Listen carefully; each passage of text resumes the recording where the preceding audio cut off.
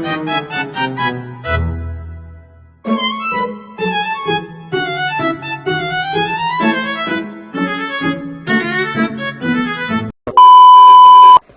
teman-teman, perkenalkan saya Silvi Angelina Sution dan di sebelah saya ada Rizky Haliza. Nah, hari ini kita akan membahas tentang apa sih kebijakan penganggaran itu?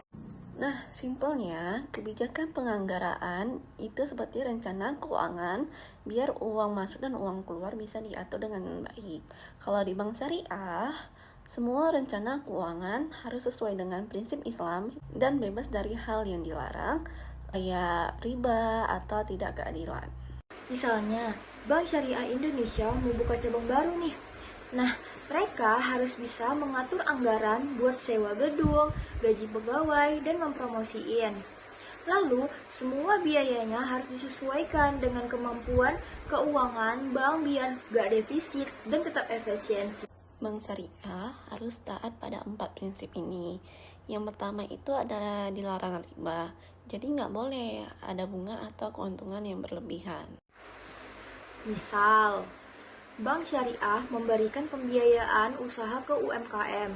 Mereka nggak pakai bunga kayak di bank konvensional, tetapi mereka menggunakan yang namanya sistem bagi hasil.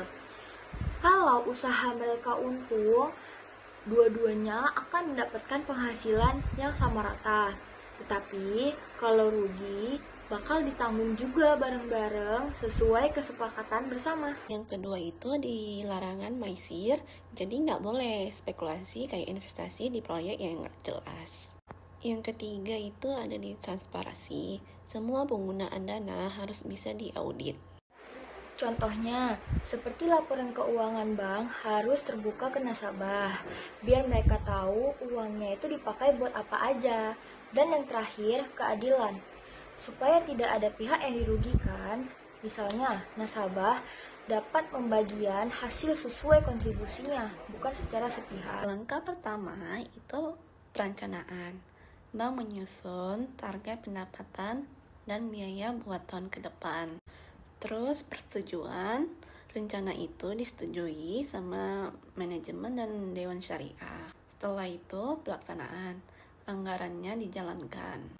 Dan yang terakhir, pengawasan dan evaluasi ini untuk memastikan semua berjalan sesuai dengan rencana. Misalnya, BSI menyiapkan anggaran sebesar 10 miliar buat pembiayaan UMKM di tahun 2025.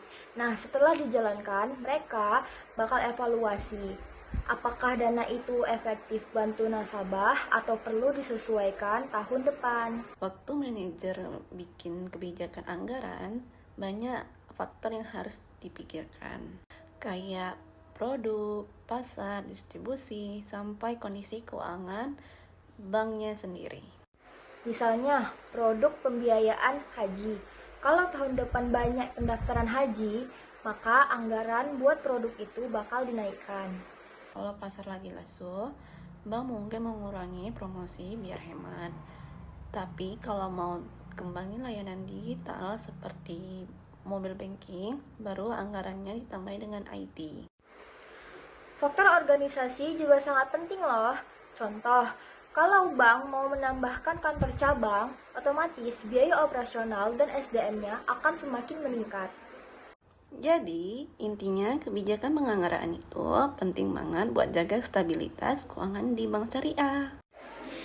Iya, dengan anggaran yang baik, bank bisa berjalan dengan sehat, transparan, dan adil, sesuai dengan ajaran Islam. Dan juga, kalau anggarannya dikelola dengan baik, bukan cuma banknya yang untung, tetapi masyarakat juga ikut merasakan manfaatnya.